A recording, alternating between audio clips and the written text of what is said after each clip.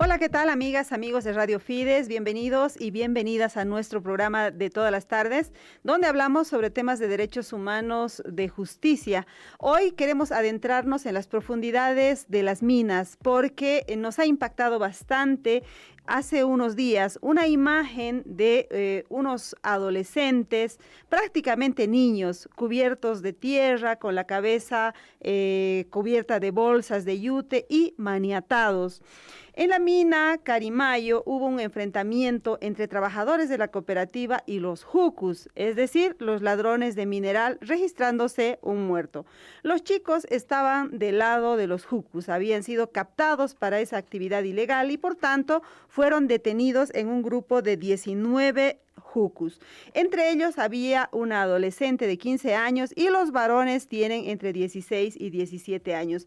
Poco a poco a lo largo de este programa nos vamos a ir adentrando en la problemática, uno, de los jucus, pero dos, sobre todo, de la presencia de los niños en la minería y en los trabajos que suelen ser riesgosos para su vida, para su seguridad, para su salud. Estamos en contacto en primera instancia con Jacqueline Calderón. Ella es representante de la Defensoría del Pueblo en Potosí. Jacqueline, buenas tardes, qué gusto saludarla. Bienvenida al programa. Creo que Jacqueline no me está escuchando. Tal vez hay un pequeño problema técnico. Vamos a ir con Óscar Ayala. Él es docente de la Universidad Tomás Frías. Óscar, buenas tardes. Muy buenas tardes a toda la audiencia, radio audiencia de Radio Fides. Bueno, mi nombre es Óscar Ayala y también, además de la universidad, estoy justamente dando una posición a partir del colectivo al cual pertenezco, que es el colectivo A Contravía de la ciudad de Potosí. Pues, ¿cuál es la posición del colectivo a Contravía después de lo que ha sucedido con la captación de adolescentes para la actividad minera ilegal, que es la de los jucus? Bueno, es una situación realmente lamentable, pero era previsible y también hasta cierto punto inevitable, en el sentido justamente de que la problemática del trabajo infantil ha sido abordada desde años atrás. Mi experiencia como profesional, he tenido la oportunidad de trabajar en un proyecto acá en Potosí que se llamaba el proyecto PETIN, ¿no? Que estaba en ese momento patrocinado por la organización CARE Internacional en Bolivia. Entonces, en esa oportunidad nosotros justamente hicimos un gran trabajo respecto de la prevención con relación al trabajo infantil, con las peores formas del trabajo, que es el trabajo infantil minero. Y una de nuestras estrategias justamente fue el tema de la educación, cómo sacarlos de la mina, sacar de esa situación riesgosa que obviamente implica que los pobres niños y adolescentes, ¿no? Infanto-adolescentes trabajen en la mina, se podía realizar a través de la educación. Lamentablemente, las políticas del gobierno no han ido acompañando justamente esta problemática y ahora más que nunca con todo lo que significa la crisis económica y también con todo lo que significa inclusive la situación coyuntural en la cual estamos viviendo, pues me refiero a la parte cultural inclusive, donde justamente ya está tolerándose e incluso aceptándose que los jóvenes y los niños puedan desarrollar este tipo de actividades y si no, también como lamentablemente ustedes han mostrado en las notas periodísticas, se ha mostrado que lamentablemente, lastimosamente, una serie de jóvenes, señoritas, infanto-adolescentes, ¿no? Estaban en esa actividad delictiva, pues es parte justamente a veces de la normalización y de la famosa llamada cultura minera, ¿no? Que existe fundamentalmente en Potosí. Entonces, es una situación que obviamente da mucho para analizar y hay muchas vertientes sobre las cuales podríamos tal vez empezar a discutir sobre cuáles son los factores causales de esta problemática y los posibles efectos que va a tener en el futuro.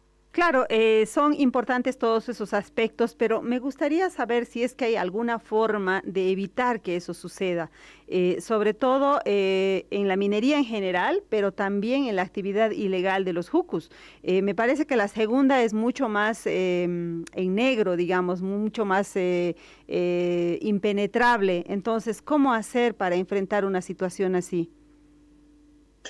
Bueno, una primera instancia, como mencioné hace un momento, debería ser preventiva, donde toda la sociedad debería justamente involucrarse a partir de sus diferentes instituciones, a efectos justamente de que se ofrezcan oportunidades para los niños y adolescentes que no pongan en peligro su vida a partir de lo que significa el riesgo de trabajar en la mina, ¿no? Estoy hablando de un ámbito preventivo en una primera instancia. Y eso obviamente la lógica común nos dice que es la educación, ¿no? Justamente como habíamos nosotros en el pasado tratado de trabajar con las escuelas para que se les ofrezca una posibilidad a los niños, a los jóvenes, para no entrar y obviamente no sufrir las consecuencias lastimeras que a veces y trágicas que a veces sucede con nuestros niños y jóvenes. Sin embargo, vamos a decir, esta solución requiere mucho compromiso institucional. Y el compromiso institucional tiene que ver con, además de ofrecerles una educación de calidad, en lo que significa las escuelas, particularmente hablo en Potosí, las escuelas que están cercanas al cerro, aledañas al cerro o a las actividades mineras, también es importante de que socialmente esas oportunidades se consoliden en unas mejores condiciones de vida. Entonces, a partir de eso, hay, digamos, algunos elementos suficientes como para poder, de cierta manera, prevenir de que estos chicos entren. Ahora, la segunda, ¿no? Lo que usted decía, la parte de los jucos, por ejemplo, ¿no? Ya entra dentro de lo que significa un ámbito inclusive delictivo. Claro. Y ahí un poco la problemática es más social, ¿no? Tiene una connotación mucho más profunda por el tema de que uno, son las necesidades económicas probablemente, y segundo, lo que decía, es un poco también la idiosincrasia de la cultura minera, de la cultura que a veces oímos frecuentemente acá, ¿verdad? Es decir, ¿cómo me veo yo en el futuro? Quiero ser un minero, tiene dinero, un empresario minero, quiero tener todas las comodidades que se necesitan. Entonces, ahí justamente hay un problema y un conflicto respecto de la identificación cultural que tienen a veces y de valores y todo, ¿verdad?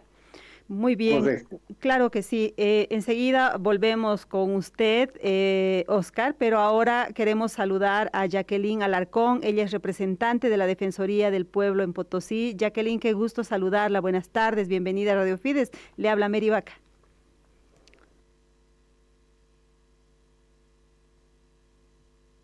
Lamentablemente seguimos con problemas de conexión, vamos a ir a una breve pausa y enseguida regresamos con este tema tan importante para la sociedad potosina, pero también boliviana en su conjunto.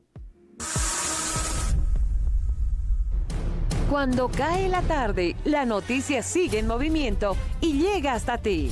La Hora del País Vespertino resume los hechos que marcaron la jornada y te trae lo último en política, justicia, economía, sociedad y más. Con análisis, conexiones en vivo y la voz de nuestros periodistas desde todos los rincones del país. Gracias a la radio, televisión y streaming en nuestras redes sociales. El balance de lo que pasó y un adelanto de lo que viene para que termines tu día bien informado. La Hora del País Vespertino, de lunes a viernes a las 18 horas. Grupo Fides, la noticia hasta el cierre de la jornada.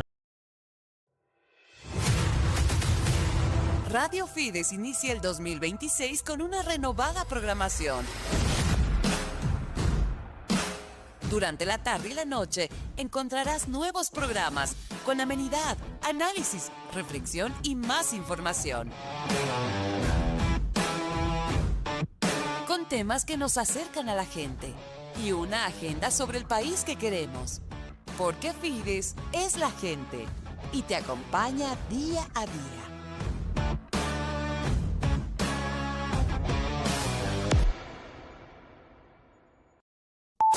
Al Rojo Vivo Radio. Al Rojo Vivo Radio. La mejor propuesta del día llega lunes a viernes a partir de las 20 horas. 20 horas.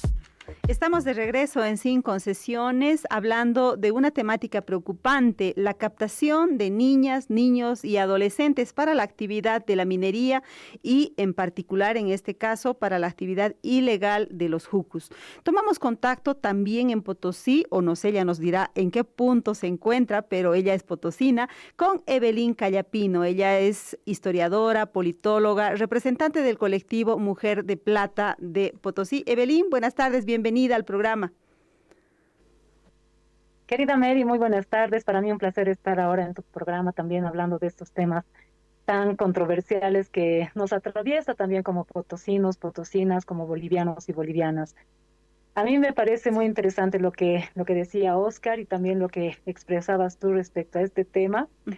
Y pues creo que un primer aspecto, querida Mary, a tomar en cuenta es que lo que estamos viendo con los adolescentes, el trabajo infantil vinculados a los jucus, creo que no es para nada un hecho aislado, un fenómeno aislado como solamente para hablar del tema educativo, de por qué están dejando los adolescentes las escuelas. Creo que es muy importante decir que esta forma de trabajo que están adquiriendo los adolescentes en Potosí es una expresión contemporánea de lo que es una estructura histórica de desigualdad, querida Mary. La minería sigue organizando la vida social en Potosí. Esto tiene datos históricos, inclusive 500 años casi de explotación en Potosí, pero siempre se habla a nivel nacional de lo que son las regalías mineras, de cuánto aporta respecto a la contribución de la minoría a nivel nacional como Potosí, pero no se habla de los costos sociales, costos ambientales. Y en este caso, creo que tenemos que tomar en cuenta de que estos jóvenes que ahora, por ejemplo, lo que comentabas y antecedías respecto a cómo además se los trata, ¿no? No están eligiendo libremente, Mary, no están eligiendo libremente. Creo que están respondiendo a condiciones económicas. Hemos iniciado el año escolar y muchas familias en promedio en el Cerro Rico, hablando particularmente del Cerro Rico, querida Mary, están compuestas entre 5, 6, 7, entre 4 y 8 integrantes por familia, y eso involucra cuando accedes a la educación, necesitas comprar útiles, necesitas comprar uniformes y demás, y muchas mujeres son viudas, ¿no? Entonces, todo esto es una necesidad social y que creo que ahora me parece súper crucial hablarlo en tu programa, que también se hable y el Estado boliviano tiene que hablar de estas problemáticas. ¿Por qué solamente hablan en los discursos políticos?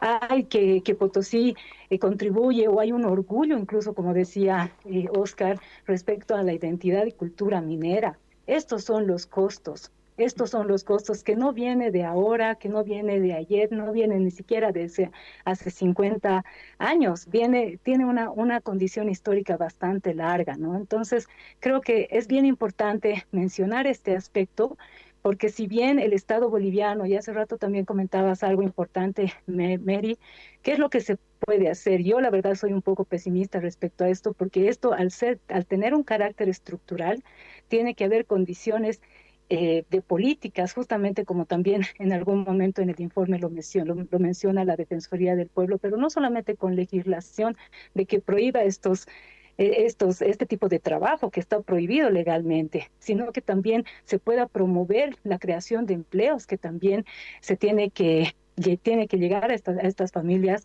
que viven de la minería, ¿no? Entonces, eso me parece súper importante y con eso creo que puedo iniciar, querida Mary. Está bien. Evelyn, tú hiciste estudios, ¿no? Respecto a la actividad de la minería enfocada a las familias, a las mujeres potosinas. ¿Cómo fue ese estudio? Cuéntanos un poquito para poner en contexto lo que está pasando actualmente. Claro que sí. Mira, Mary, yo hace bastantes años, por lo menos unos 10, 15 años, sí estoy trabajando más o menos con trabajos voluntarios y demás en el Cerro Rico, principalmente con mujeres mineras. Hace algunos años hice una maestría en historia en la Facultad Latinoamericana de Ciencias Sociales y ahí un poco he podido acercarme ya para hacer algunos estudios mucho más cercanos y hacer comparaciones también con otros lugares donde también está posicionado lo que es el extractivismo minero, ¿no? Y estos estudios me han acercado en primera fila a lo que son las familias y las dinámicas familiares de mujeres mineras del Cerro Rico. Ahora estoy ampliando mi investigación a lo que es un poco la zona del Perú con Huancavelica, pero en este caso a mí me parece súper interesante cómo en este tiempo de estudio que del 75 más o menos en lo que me he centrado, se han armado campamentos donde viven todavía inclusive algunas familias mineras, ¿no? Quienes explotan, trabajan los hermanos, los hijos, los padres, y las mujeres principalmente estaban como que cuidando en las familias, en los campamentos mineros, y muchas también eran trabajadoras mineras, ¿no? Entonces eso me ha permitido un poco conocer en primera línea, a través de la historia oral, de los testimonios de mujeres mineras, cómo es la dinámica. Y justamente eso me llevaba a un poco relacionar de que este hecho de los jucos y los adolescentes que están involucrados con lo que son estos grupos que van a robar el mineral a las bocaminas, también pertenecen a estas familias, ¿no? Entiendo. En muchos casos. Sí. Muy bien, Evelyn, enseguida volvemos contigo y también con Oscar, pero ahora quiero saludar, espero que tengamos más suerte con la tecnología, a Jacqueline Alarcón. Ella es representante de la Defensoría del Pueblo en Potosí. Jacqueline, buenas tardes, bienvenida. Mary, no sé si ahora me escuchas. Por fin escuchamos muy bien. Bienvenida, Jacqueline. Problemas con el internet. Sí, esas cosas suelen pasar, no hay problema. Jacqueline, le lanzo la primera pregunta. Cuéntenos un poquito cómo ha evolucionado el caso específico al que nos estamos refiriendo de estos adolescentes que han sido captados por los jucus, luego aprendidos. ¿Cuál es la situación de ellos? El caso concreto primero analizaremos. Bueno, el caso concreto es que hace un poco más de una semana atrás encontraron en una mina a 20 personas que se ocupan o se dedican a robar minerales, jucus, ¿no? Entre estos habían 5 menores de edad. Estamos hablando de un adolescente de 15 y los varones de 16 a 17 años, los hombrecitos. Al hacer nosotros una entrevista con ellos, en principio detectamos de que 3 de ellos no están estudiando, ¿no? Y entre ellos la que no está estudiando es la adolescente de 15 años. Hemos hecho seguimiento desde el principio porque en su mayoría estos son jóvenes menores de 30 años. Es más, el que ha fallecido tenía 29 años. A razón de eso, nos hemos dirigido a la FELCC donde estaban ellos. Al ver que había menores de edad, hemos solicitado que esté presente la Defensoría de la Niñez, hemos contactado a sus familiares, hemos hecho seguimiento también a la audiencia de medidas cautelares que ha sido ante un juzgado de la niñez y adolescencia, precisamente por la edad que tienen ellos. A ellos no se les juzga como adultos. En las medidas cautelares que ha dado la jueza, lo que se ha determinado es que sí, ellos van a estar bajo la custodia de sus papás en la casa, pero van a tener autorización para salir a estudiar los que estudian y a trabajar los que trabajan, y firmar una vez a la semana cada uno de ellos. Entonces, esta es una medida mientras se haga la investigación. Estamos hablando que está en pleno proceso de investigación. Estas solamente son medidas cautelares. Lo preocupante de esto es que de estos adolescentes, reitero, o sea, eran 3 los que no estaban estudiando y solamente 2. Ahora, este problema de los jucus en el Cerro Rico no es de hace mucho tiempo.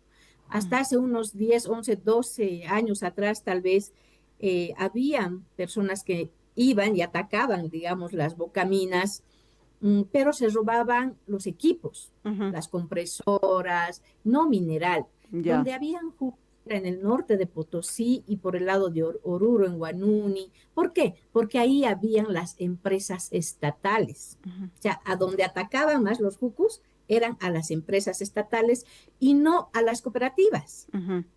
En cambio, ahora que el mineral está realmente, o los minerales, no solamente uno, sino la plata, el plomo, estaño, está con buen precio, ahora es que han empezado, hace unos 5 años atrás, estar también los jucus presentes en el Cerro Rico, ¿no? Eso nos preocupa, sí, porque ya son grupos delictivos que utilizan armas, están cooptando, sí, algunos menores de edad. Es verdad, hay de todo, posiblemente también uno de ellos decía, me han dicho que yo iba a trabajar, los llevan con engaños, pero hay otros que sus familiares que saben y conocen y que sí pertenecen a otras cooperativas Ujú. son los que los eh, incorporan, si se quiere, a estos menores de edad. Y Mm, muchas veces les dicen, no, no te van a hacer nada porque eres menor de edad. ujú. Entonces, esa es la situación ahora de estos adolescentes específicamente y de la problemática de este hecho delictivo, porque no podemos romantizar tampoco un hecho delictivo Mm. que es el juqueo. Claro que sí. Bueno, ahora usted también mencionaba, Jacqueline, que esto está provocando la deserción escolar en Potosí, es decir, nos está llevando a un problema mucho más grave y estructural en la sociedad, que sería el tema de la falta de educación de los chicos. De hecho, nos está diciendo que 3 de ellos prácticamente no iban a la escuela, ¿no es cierto? ¿Cuál es la situación de la relación entre la minería y la deserción escolar? Considero que la minería no tiene tanto que ver con la deserción. Lo que tiene que ver con la deserción escolar es la crisis económica en la que estamos viviendo, es la falta de trabajo que de los papás. Hay muchos adolescentes que quedan huérfanos, entonces ellos tienen que buscar la forma de mantener a la familia o mantenerse ellos mismos.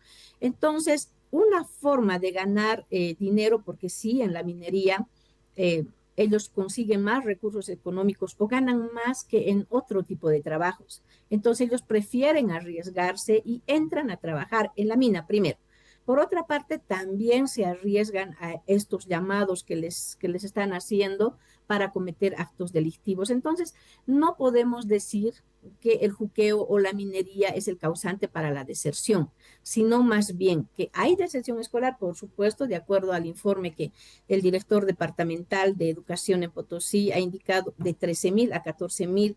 Estamos hablando de niños y adolescentes, eso quiere decir niños desde los 6 años han hecho abandono de sus escuelas, de sus colegios. Eso es alto, es altísimo, pero la causa no es la minería, no es el trabajo minero o no es el juqueo, no. La causa principal es precisamente la crisis económica y la pobreza en la que todavía hay muchísimas familias. Ahora, de que ven una posibilidad de ganar dinero, la minería, al entrar a trabajar en la minería, especialmente los adolescentes, es cierto.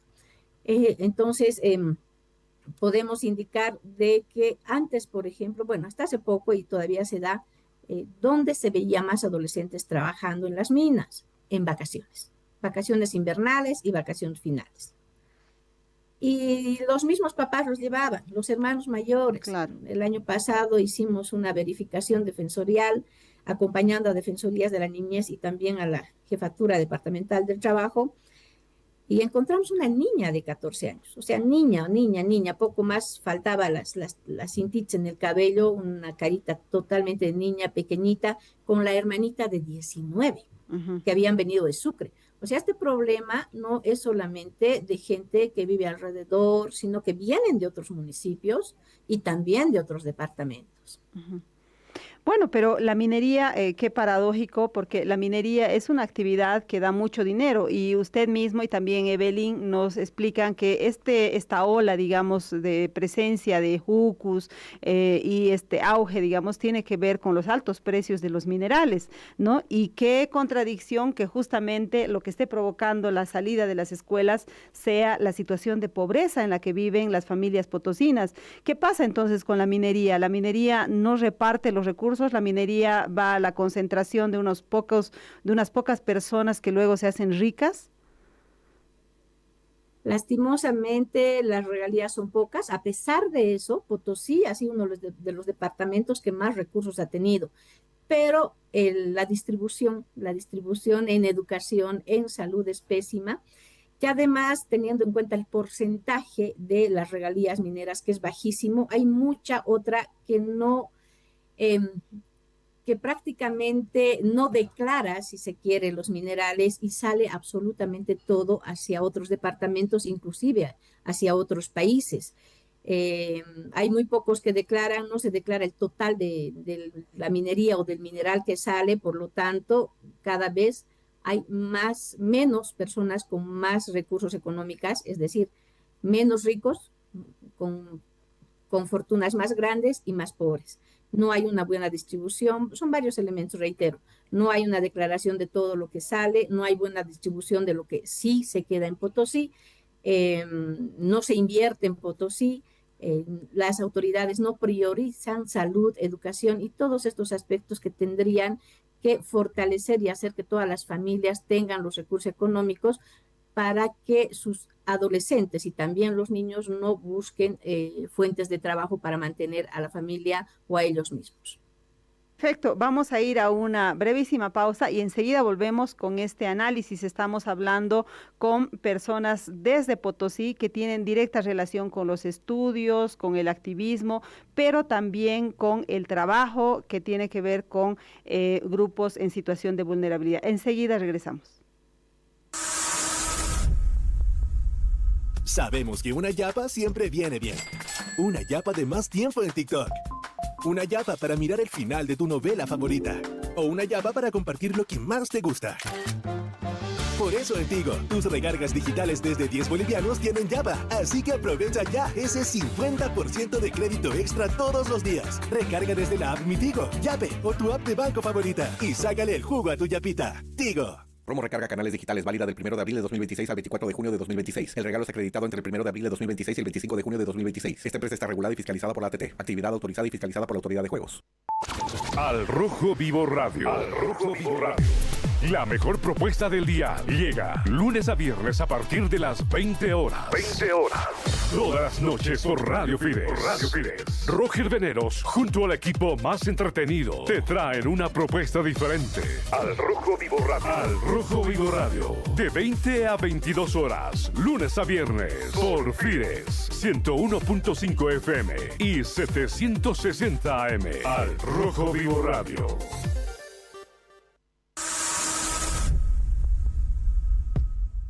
Bueno, pero esto que pasa en Potosí probablemente también pasa en otros puntos de Bolivia y de hecho, según datos del Instituto Nacional de Estadística, de los 3 millones de niñas, niños y adolescentes entre 5 y 17 años, 739,000, es decir, el 24.4%, realizaban alguna actividad laboral, mientras que 2.3 millones no trabajaban. Estos datos son respecto al anterior censo, porque del actual censo no tenemos los datos desagregados que tienen que ver con la actividad laboral de los niños, pero seguramente la vamos a conocer pronto, esa información. De los que trabajan, 132,000 tienen entre 5 y 9 años, fíjense, 5 a 9 años.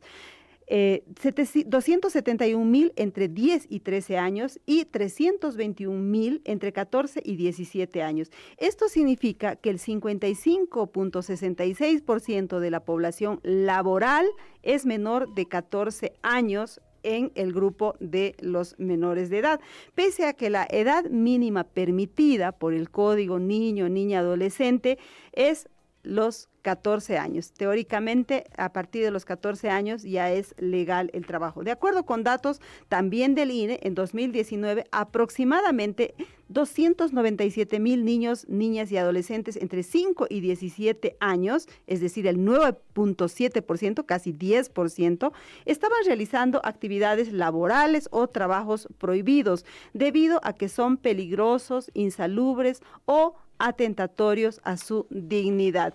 Quiero volver ahora con Óscar Ayala para preguntarle sobre esto, porque él nos comentaba que había hecho un trabajo justamente relacionado con el trabajo infantil y sobre todo con el trabajo, una de las peores formas de trabajo infantil. ¿Qué nos puede decir sobre esta situación que la estamos viendo en concreto en Potosí y qué pasa en el resto del país?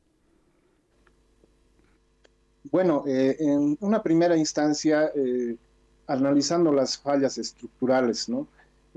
Bueno, yo pienso que efectivamente en el caso de Potosí especialmente, tiene que ver bastante lo que significa la minería con el abandono escolar, ¿no? Ahí un poco difiero de lo que decía la Defensoría. ¿Por qué? Porque justamente, bueno, yo voy a hablar de información que tenía en la época que implementamos, que es más o menos unos 15 años atrás, y donde efectivamente con las 21 escuelas que hemos trabajado, que estaban justamente alrededor de los centros mineros aquí en Potosí, hemos podido evidenciar que la causa fundamental para el abandono escolar era la minería. la minería a través, por supuesto, de lo que significa la oferta en el sentido de lo económico.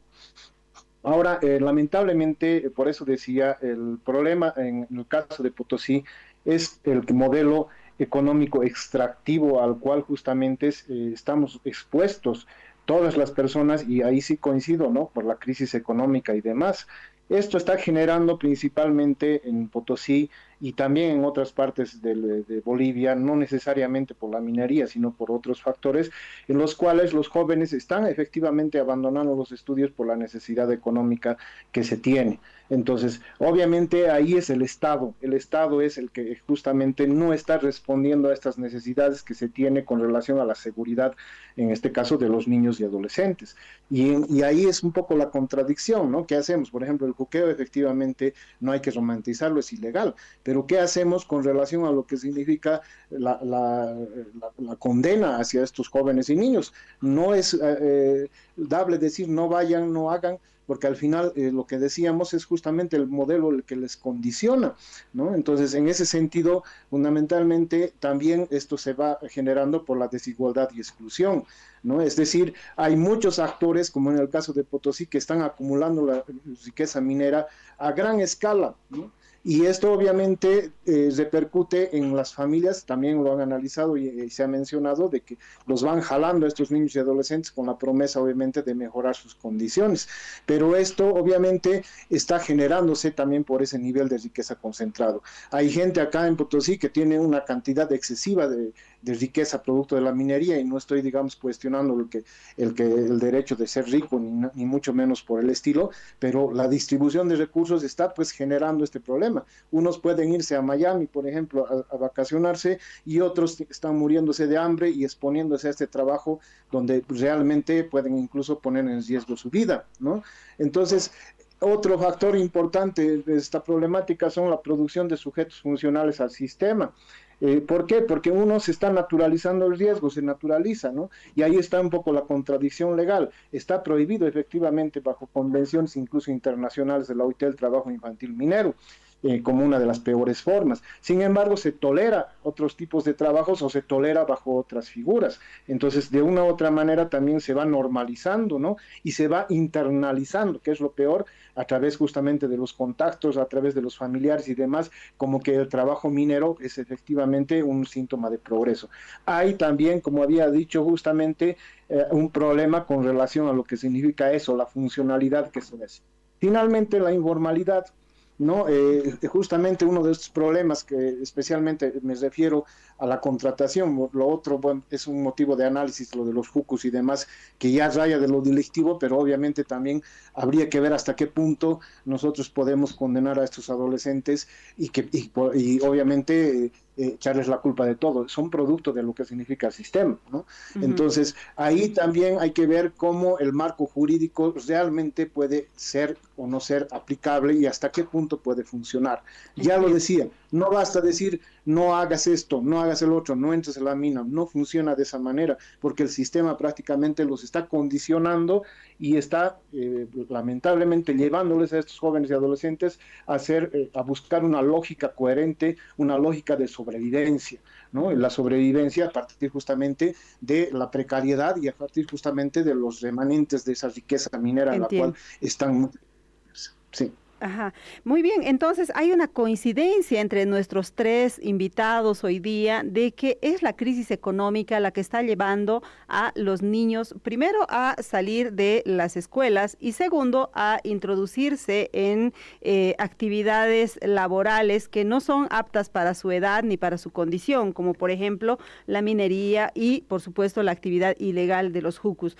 Quiero preguntarle ahora a Evelyn Callapino. Ella también nos decía que esto no es reciente, que no es aislado, que es algo que viene desde la historia en Potosí, pero quiero preguntarle si la actual crisis económica que está viviendo Bolivia desde los últimos 3 o 4 años que se ha agudizado esta crisis, ha venido a acentuar esta situación allá en Potosí y ha generado aún, digamos, mayor contradicción, mayor paradoja entre un pequeño grupo de cooperativistas que se hacen ricos y el resto de la población que se queda en la pobreza. ¿Esta situación se ha agravado en los últimos años, Evelyn?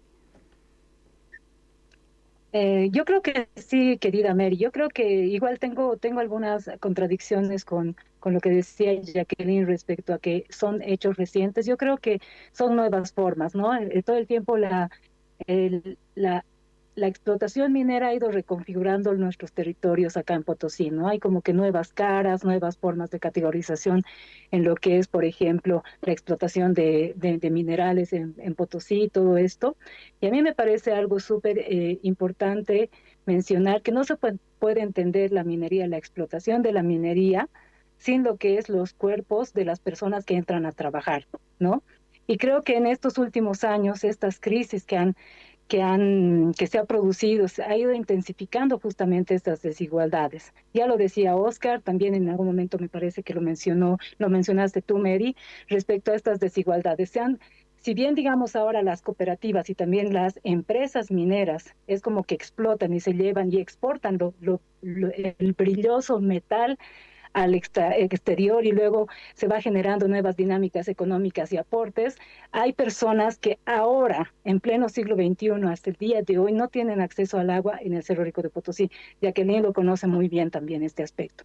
¿No? Ahora no tienen mucho dinero, por más que, y eso me parece súper interesante mencionarlo, por más que sube y juegue esta cuestión de los precios del mineral, estas jerarquías estas desigualdades y jerarquías dentro de lo que es quienes explotan y quienes se llevan el grueso, digamos, de la economía, no cae en estos cuerpos que se van encontrando y que van explotando. Yo creo que en estos últimos años también coincido con Oscar respecto a la deserción de muchos adolescentes y muchos niños que también tú mencionabas, Mary, están vinculados porque muchas mujeres cuando no encuentran trabajo acá migran a otros espacios con sus guaguas y por eso también los sacan de la escuela, no los sacan a sus guaguas de la escuela. Entonces, creo que esta crisis económica no golpea de la misma forma acá en Potosí a los trabajadores, cooperativistas, dueños de las empresas, sino que golpea nuevamente a las personas que están en los estratos sociales más bajos, quienes entran a las bocaminas, quienes entran a sacar el mineral,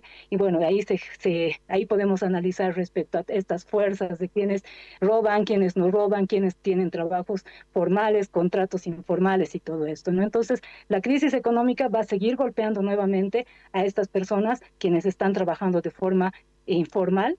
Entonces, a mí me parece eso es algo que el centro del problema actualmente, ¿no? Creo que sí, los problemas que menciona Evelyn son absolutamente dramáticos. El tema de que, ¿cómo es eso de que no haya agua, por ejemplo, para las familias que están en el Cerro Rico? El agua teóricamente es un derecho humano para todos, ¿no? Pero ahí no tienen el acceso a ese servicio. Y bueno, ya ni qué decir para el resto de la población que tiene que elegir a veces seguramente entre comer y mandar a sus hijos a la escuela, pues, y elige Totalmente. comer, evidentemente eso es lo que está pasando de acuerdo a la descripción. Bueno, ahora quiero ir con Jacqueline y preguntarle sobre cuáles son las responsabilidades del Estado frente a esta situación, porque claro, decir que es la crisis, que es la pobreza y que son temas históricos o lo que sea, también es como desligar de responsabilidades concretas al Estado. ¿Qué es lo que puede hacer el Estado frente a esta situación, Jacqueline? Bueno, debe hacer, no solo puede, debe hacer y debe hacer Exacto, mejor muchísimo, dicho todavía. ¿no es cierto? Estamos hablando desde el tema de educación, desde el tema de tener políticas públicas estatales serias en protección de la niñez y adolescencia, precisamente de la niñez y adolescencia que hace trabajo, que hace cualquier tipo de trabajo y más minero.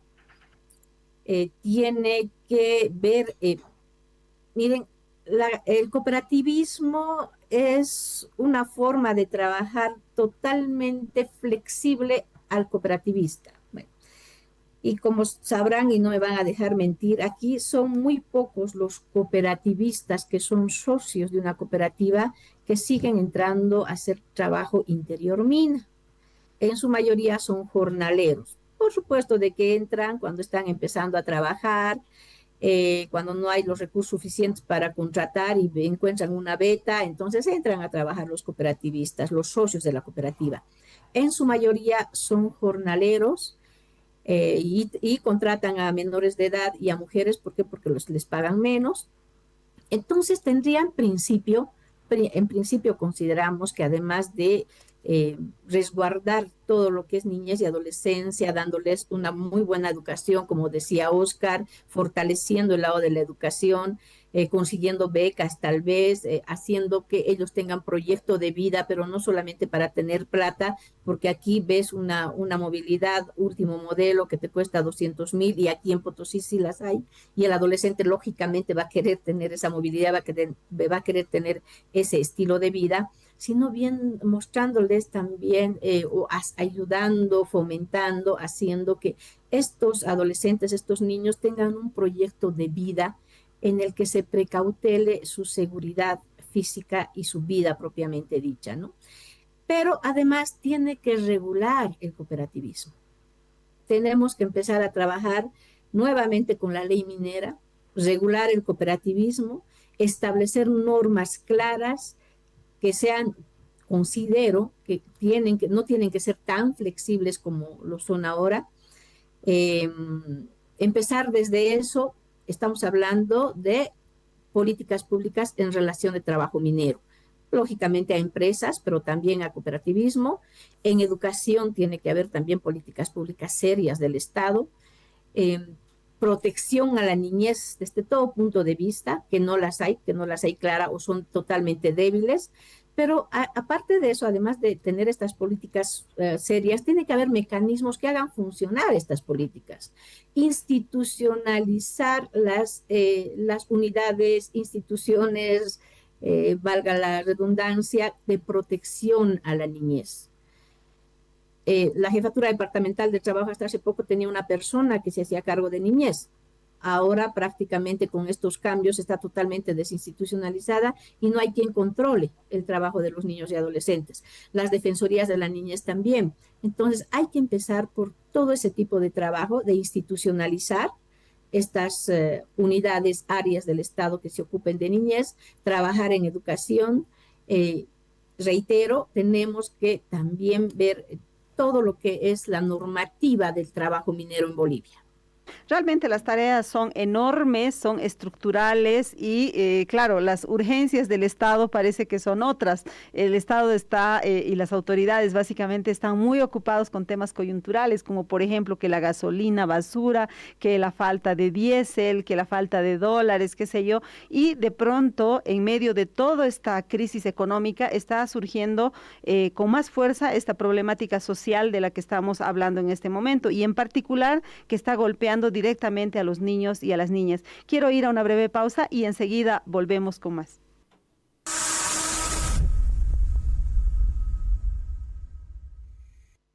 En una noche cualquiera, Juan esperaba el micro y decidió mirar su TikTok. Entonces, oyó una voz tenebrosa. ¿No tienes miedo a quedarte sin megas? Para nada, tengo mi paquetico. Pero, ¿no temes que no te alcancen? Tampoco, tengo ilimitados. Cuando eres ilimitado, se nota, porque compartes, disfrutas y vives conectado sin preocuparte. Elige tus paquetigos de internet ilimitado de días. Cámbiate a Tigo y disfruta.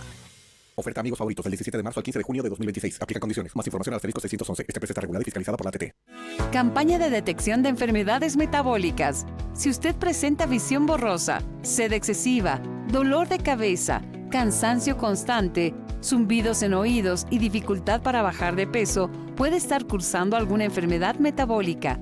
En Siempre Salud, por el mes de abril, tenemos la campaña de detección de enfermedades metabólicas, que incluye consulta médica, control de signos vitales, exámenes de laboratorio clínico, examen oftalmológico.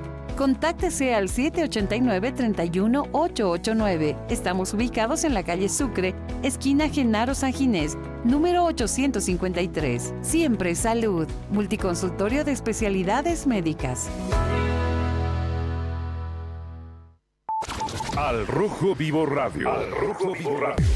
La mejor propuesta del día llega lunes a viernes a partir de las 20 horas. 20 horas. Todas las noches por Radio Fides. Roger Veneros, junto al equipo más entretenido, te traen una propuesta diferente.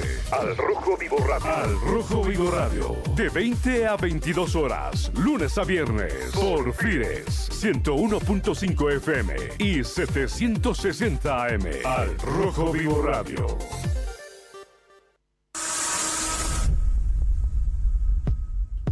Estamos de regreso en Sin Concesiones, hablando con la representación de la Defensoría del Pueblo en Potosí, con Jacqueline Alarcón. Quiero volver con ella porque ella ha dicho algo que me ha parecido interesante en el sentido de que los jucos están captando niños porque no son punibles, que no les van a hacer nada, porque, claro, están bajo de la edad que podría ser penalizada o criminalizada por la ley, ¿no? Eso quiere decir, estimada Jacqueline, que este no es el único caso, que hay más casos o podría haber más casos, que podría ser un problema que apenas está empezando. Por supuesto que hay más casos. Miren, a ver, les comento algo. Hace 2 años atrás, una socia cooperativista de Porco me llama y me dice: hemos encontrado a personas robando en la mina. Eran 8 personas, si no me equivoco, y entre ellos había uno de 14 años. Lo estamos soltando. ¿Y dónde están sus papás? Hay que llamar a la defensoría. Ustedes no pueden agarrarlo, pero es menor de edad. Así. No, lo estamos soltando nomás. O sea, esto es así y se ha debido dar muchas otras veces más, donde lastimosamente han utilizado, si se quiere, a estos adolescentes precisamente porque a pesar de que ya ellos legalmente son responsables a partir de los 14 años, pero la forma de procesarlos es distinta. Y sí, o sea, están haciendo lastimosamente, reitero, están utilizando a los adolescentes, casi niños, a realizar estos trabajos que son totalmente delictivos. Muchas veces en algunas cooperativas, como son menores de edad y saben que no va a haber mayor problema o mayor sanción a ellos, lo sueltan, ellos mismos lo sueltan, ¿no? Pero otras veces no, o sea, llegan hasta, como en el último caso de los 5 adolescentes, hasta los tribunales de justicia, en este caso especializados para niñas. Ahora quiero preguntarle a Evelyn Callapino sobre si es que con esto lo que se está haciendo es destruir el proyecto de vida de estas personas, ¿no? Es decir, al introducirlos a una edad tan temprana en una actividad ilegal como es el robo de mineral, significa que básicamente ya los están introduciendo en el mundo ilegal, delictivo, y que después puede ser difícil sacarlos de ahí. Sí, justamente conozco también algunas historias que mencionaba, por ejemplo, Jacqueline, respecto a una forma de actuar de estos grupos, porque también hay que tomar en cuenta que quienes conforman estos grupos de jucos son personas que conocen los yacimientos mineros, entonces arman toda una estrategia, o sea, es algo bien interesante. Y pues al someter a muchos menores y también por necesidades y por cualquier situación, ellos aceptan, porque también les pueden pagar 1,000 bolivianos, 1,500 y demás para poder hacer solamente este trabajo, digamos, de un día o armar toda esta estrategia de una semana, no lo sé.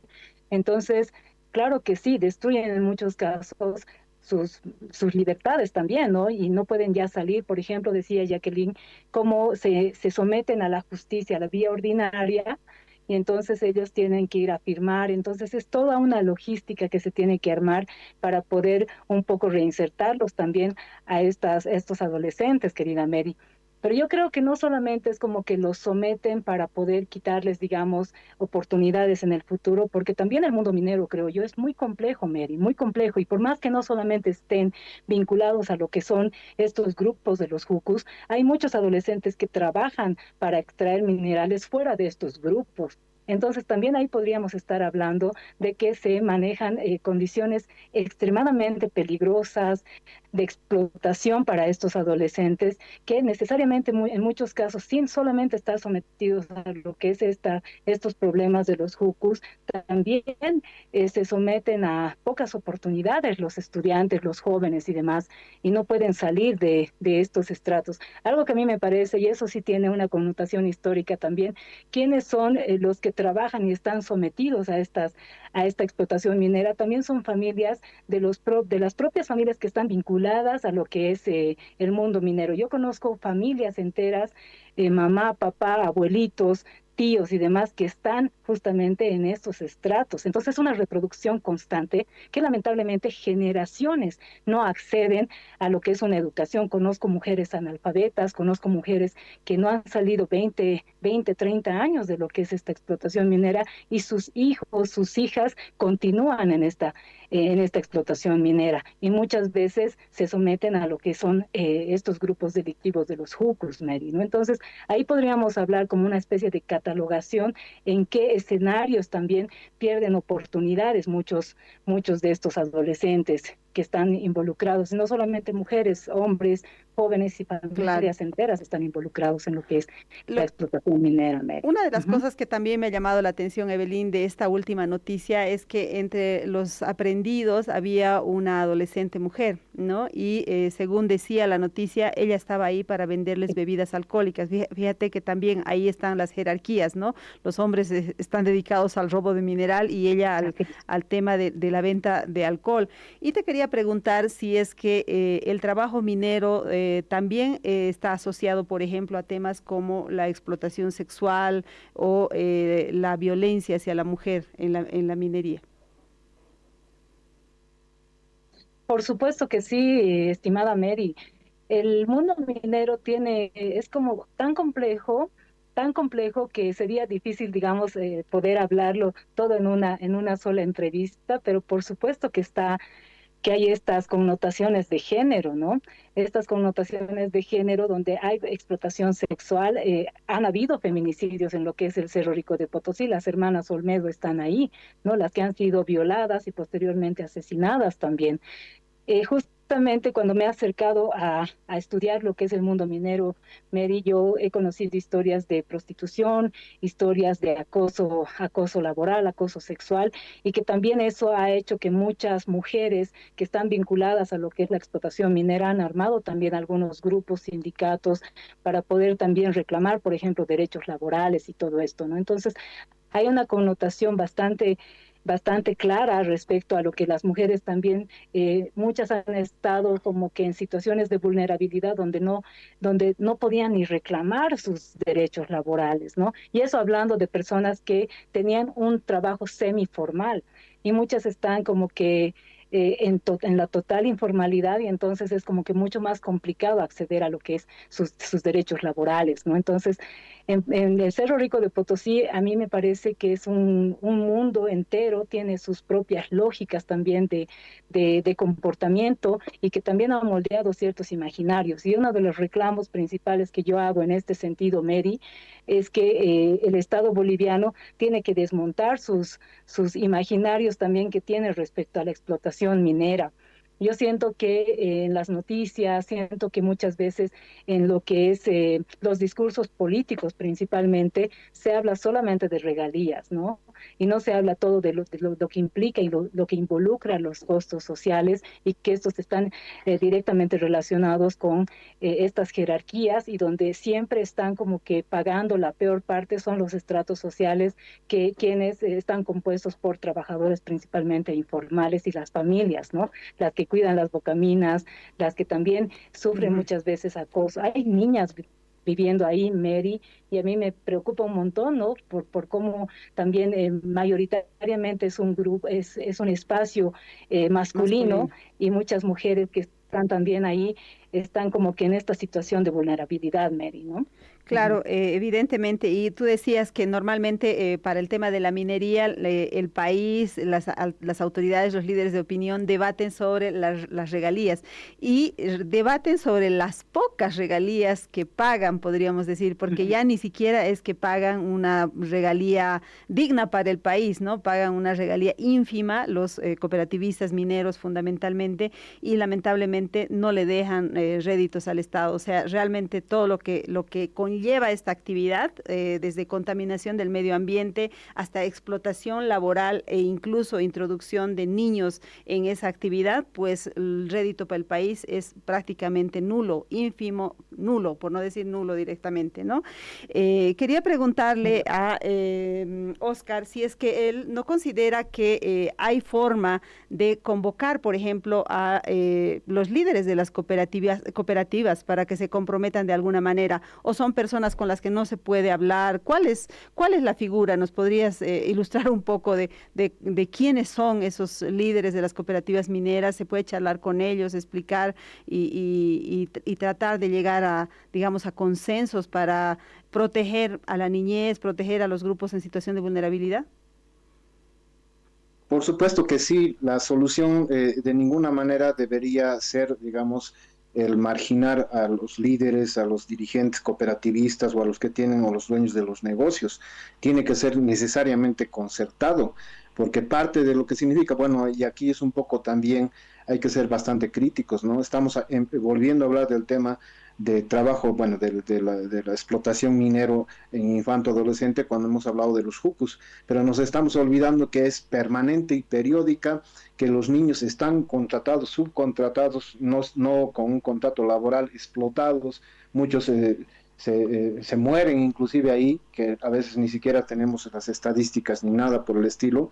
Entonces, ese es un grupo, desde mi punto de vista, más vulnerable y más sostenido, ¿no? Entonces, obviamente los cooperativistas y los dirigentes tienen que participar en estas acciones, no solamente por el tema de la ilegalidad que significa hacer o promover este trabajo infanto-adolescente minero, sino también de las otras consecuencias. Hay que un poco ver hasta en qué medida este circuito, esta lógica de la pobreza familiar como una causal fundamental, los adolescentes, los niños que necesitan los ingresos, la incorporación en la minería informal que ofrece una oportunidad inmediata para que ellos accedan a ingresos, y de ahí donde se deriva el trabajo y también el juqueo y las redes que compran estos minerales robados, las autoridades que no controlan o no controlan selectivamente. Entonces esa es una lógica donde la ilegalidad se vuelve pues rentable y el problema va a ser reproducible permanentemente.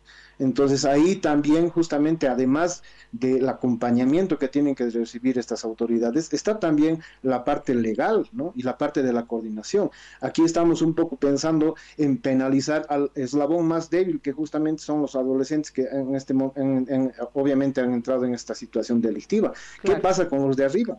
¿Qué pasa con los actores que los han manejado y los han manipulado, ¿no? Entonces, eso también es parte de lo que significan estas acciones de coordinación interinstitucional, porque además habría que fijar, cuando participan estos cooperativistas, los protocolos, ¿no es verdad? Porque las instituciones a veces actúan de manera aislada. ¿Dónde está la policía? ¿Dónde está, bueno, las otras instituciones que tienen que trabajar de manera coordinada y dónde están esos protocolos, ¿no? Oscar, muchísimas gracias por haber participado en el programa. Buenas tardes. Gracias. Muy amable. También agradezco a Evelyn Callapino por haber compartido con nosotros esta tarde. Gracias, Evelyn. Gracias a ti, Mary, por la invitación y pues un saludo a todo tu programa. Claro que sí, y también nos despedimos de la representante de la Defensoría del Pueblo, Jacqueline Alarcón. Jacqueline, muchísimas gracias por haber participado con nosotros en el programa. Muchas gracias, Mary. La minería es realmente amplia, hay que hablar de un montón de cosas, hasta inclusive de embarazos adolescentes que se dan precisamente por trabajo minero. Es amplio, entonces es largo para hablar. Muchísimas gracias y un saludo desde Potosí. Claro que sí, muchísimas gracias, Jacqueline. Mandamos un abrazo muy fraterno al pueblo potosino, a las mujeres, a los niños, a los adolescentes, y ojalá puedan establecer algún mecanismo para lograr un consenso, ese consenso que busque la protección social, no solamente que hable de las regalías, que hable de regalías, hace falta, pero también que hable de la protección social, de la protección laboral, de los derechos en el marco de esta actividad minera. Les agradezco, amigas y amigos de Sin Concesiones, por habernos seguido una tarde más en este espacio en el que hablamos sobre derechos y sobre justicia. Mañana nos vemos con otro tema. Chao, chao.